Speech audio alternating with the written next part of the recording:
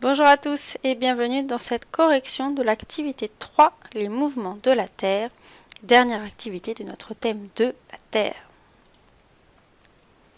Je vous rappelle dans cette première page les différents boutons qui sont à votre disposition. Le bouton ici pour voir toutes les pages et revenir en arrière, le bouton, la flèche ici pour avancer, et enfin, lorsqu'il y a une consigne qui est affichée dans ce rectangle-là, vous pouvez en appuyant sur les silhouettes activer ou désactiver cette consigne si elle vous gêne pour ne plus la faire apparaître. Au programme aujourd'hui, donc dans chaque activité, nous allons essayer maintenant de faire au départ un QCM de mémorisation, ça veut dire des questions rapides sur les notions qui ont été vues la fois d'avant ou la fois d'avant, pour permettre lorsqu'on revoit ensemble de favoriser la mémorisation à long terme pour l'année prochaine. Tout comme des automatismes qui doivent devenir quelque chose de facile pour vous pour continuer à progresser en physique-chimie. Et évidemment, on enchaîne sur la nouvelle activité. Quel nom donne-t-on à un objet naturellement présent dans l'univers? Astre, étoile, planète ou satellite, ça correspond au vocabulaire de la leçon. C'est donc un astre. Quel nom donne-t-on à la trajectoire d'une planète tournant autour du Soleil? Il y avait 4 possibilités. La bonne réponse, c'est une orbite.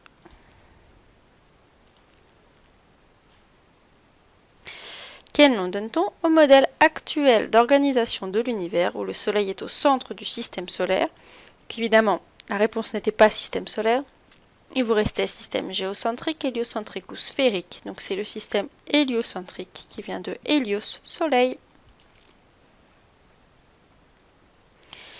Combien y a-t-il de planètes dans le système solaire? 6, 7, 8 ou 9? La bonne réponse, c'était 8. À quelle place du Soleil se trouve la Terre? Ça veut dire à quelle position? Première, donc deuxième, troisième, quatrième ou cinquième, la Terre se trouve en troisième position. Conversion, c'est quelque chose que vous allez devoir, c'est un automatisme que vous allez devoir acquérir. Pour vous, il faut que les conversions deviennent au fur et à mesure des semaines et des mois de plus en plus faciles. Vous pouvez bien sûr vous aider d'une feuille de brouillon, bien sûr vous aider d'un tableau. Le but n'est pas que vous y arrivez de tête, mais le but est que vous y arrivez sans vous tromper. Donc la masse d'un cube de Lego est de 1,152 grammes. Convertir cette masse en milligrammes, mg, entrez la bonne réponse qui doit être un nombre unique. Donc on n'écrit pas l'unité, sinon le logiciel il dit que vous avez faux. Donc si le Lego fait 1,152 grammes, si vous écrivez ça dans votre tableau, les milligrammes se trouvent 3 colonnes à droite, puisque les milligrammes sont 1000 fois plus petits que les grammes. On a donc en milligrammes une masse de 1152. Deuxième automatisme, la lecture des graduations. Pour vous, ça doit devenir facile. Quel volume peut-on lire dans l'éprouvette? Comme d'habitude, on écrit un nombre ici. Et comme d'habitude, on réfléchit. Si la grande graduation ici vaut 20 et que celle-ci vaut 25, ça veut dire que sur les moyennes graduations, on va de 1 en 1. Donc on a 21, 22, 23, 24 et 25. Et que les petites représentent des demi-graduations. On aurait 20,5, 21, etc. Un liquide le volume d'un liquide se lit toujours au bas du ménisque. Donc ici, on a 23 ml sans l'unité. Schématisation. Vous devez être capable de connaître le nom de tous les instruments, appareils, matériels qu'on utilise en physique-chimie. Et donc pour ça, on va s'entraîner régulièrement.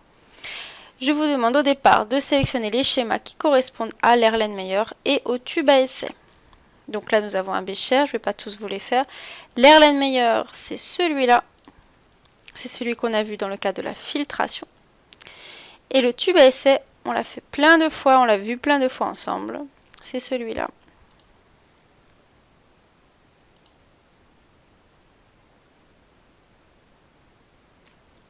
Passons maintenant à la nouvelle activité. Il y a 3 objectifs: comprendre le mouvement de la Terre sur elle-même, le mouvement de la Terre autour du Soleil et apprendre du nouveau vocabulaire. Chaque matin, la nuit s'achève et le soleil se lève côté est. Chaque soir, la nuit revient quand le soleil se couche côté ouest. Et cela, tous les jours de l'année, remarque Julie en observant le ciel. Elle en est donc venue à se poser cette question: pourquoi existe-t-il cette alternance du jour et de la nuit sans interruption sur la Terre? Donc là, je vous demande de répondre juste pour vous, sans rien écrire, sans me répondre. Et une fois que vous pensez avoir trouvé la réponse, vous appuyez sur le bouton pour trouver la solution qui est donnée dans cette vidéo. Vidéo à mettre en route, évidemment. Alors, qu'est-ce qu'elle a expliqué cette vidéo? La vidéo, elle a expliqué que la Terre tourne sur elle-même autour de son axe de rotation, qui est l'axe passant par les deux pôles, dans le sens inverse des aiguilles d'une montre. Elle met 24 heures, c'est-à-dire un jour, pour effectuer un tour complet. Cette rotation explique l'alternance des jours et de la nuit. Cette rotation explique aussi qu'un observateur sur Terre voit le soleil se lever du côté est et se coucher du côté ouest. La Terre occupe une place particulière dans le système solaire, c'est la seule planète à abriter la vie. Il y a deux animations qui vont vous être montrées, qui permettent d'apporter des informations sur les mouvements et d'expliquer les saisons. La première animation, vous la mettez en route, vous la regardez, et après on passe aux questions. Les deux mouvements de la Terre. Dans cette animation, il y a deux mouvements qui vous sont présentés. Un mouvement le plus court, ça veut dire celui le plus rapide, et un mouvement le plus long. Donc, si on regarde déjà juste au niveau des durées, évidemment, le mouvement le plus long, ça va être 1 an. Le mouvement le plus court, c'est 24 heures. Qu'est-ce qu'il se passe en 24 heures? C'est la Terre qui tourne sur elle-même, et il faut 1 an pour tourner autour du Soleil. Et là, les deux mots qui sont importants, qu'il ne faut pas confondre, qu'est-ce qui est une rotation, qu'est-ce qui est une révolution, puisque dans les deux cas, c'est un mouvement où on a l'impression que la Terre tourne en cercle, on pourrait se dire, les deux, ce sont des rotations. La rotation, le mot, il est réservé pour la planète qui tourne sur elle-même. Elle est en rotation autour de son axe. Par contre, lorsque cette Terre tourne autour du Soleil, ou pour toutes les planètes qui tournent autour du Soleil, ce mouvement est appelé une révolution.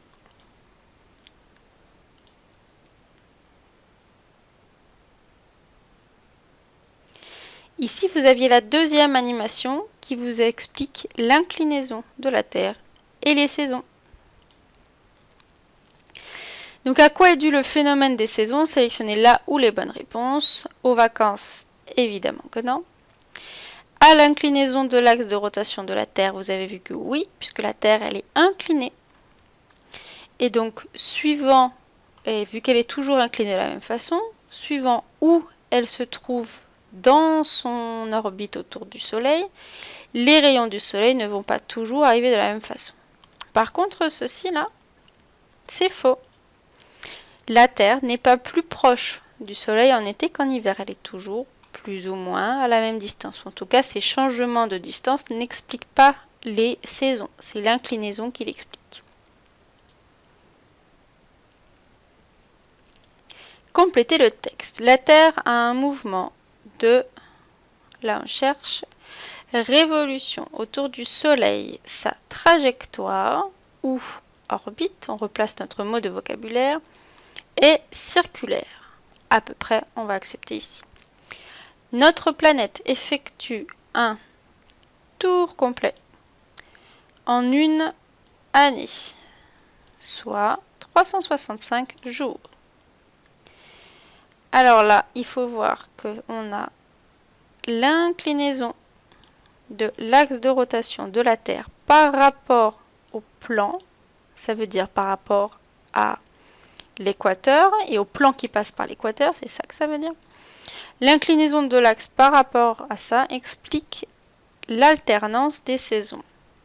De plus, les saisons dans l'hémisphère sud sont inversées par rapport aux saisons dans l'hémisphère nord, ce qui est logique, puisque la planète a un axe d'inclinaison.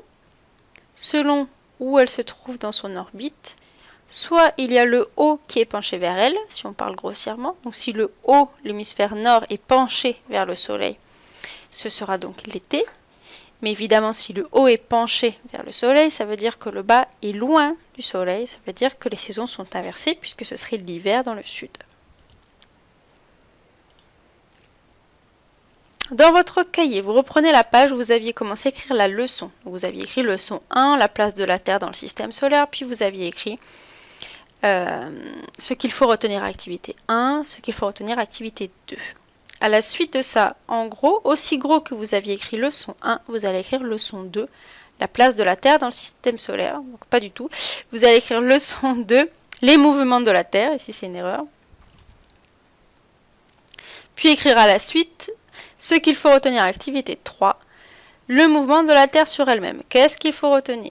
Le mouvement de la Terre. Donc la Terre tourne sur elle-même autour de son axe de rotation, dans le sens inverse des aiguilles d'une montre. Elle met un jour 24 heures pour effectuer un tour complet. C'est ce qu'on appelle une rotation et elle explique l'alternance des journées et des nuits. Elle explique aussi qu'un observateur sur Terre voit le soleil se lever à l'est et se coucher à l'ouest. À la suite, le mouvement de la Terre autour du soleil. Donc ici, on introduit la notion de révolution, puisque la Terre a un mouvement de révolution autour du soleil. Sa trajectoire ou orbite est circulaire. Et la planète effectue un tour complet en une année, 365 jours. L'inclinaison de l'axe de rotation de la Terre par rapport au plan explique l'alternance des saisons. Et de plus, les saisons sont inversées entre hémisphère nord et hémisphère sud. Enfin, et c'est la dernière partie de la leçon sur ce thème, un peu de courage, il nous reste les nouveaux mots de vocabulaire à apprendre. L'axe de rotation, c'est donc la droite qui passe par le centre de la Terre, qui sort au niveau des pôles nord et pôle sud, qui permet à la Terre de tourner sur elle-même. Le système géocentrique, la Terre est au centre, préfixe géo qui veut dire Terre, et héliocentrique, le Soleil au centre. Un jour, c'est l'unité de temps des calendriers. Attention, un jour dure 24 heures. Un jour, c'est donc la journée plus la nuit. On parle donc d'alternance de journée et de nuit, et non pas de jour et de nuit. Le plan, donc c'est la surface imaginaire contenant l'orbite d'une planète, et la révolution, le mouvement de l'astre autour d'un autre astre.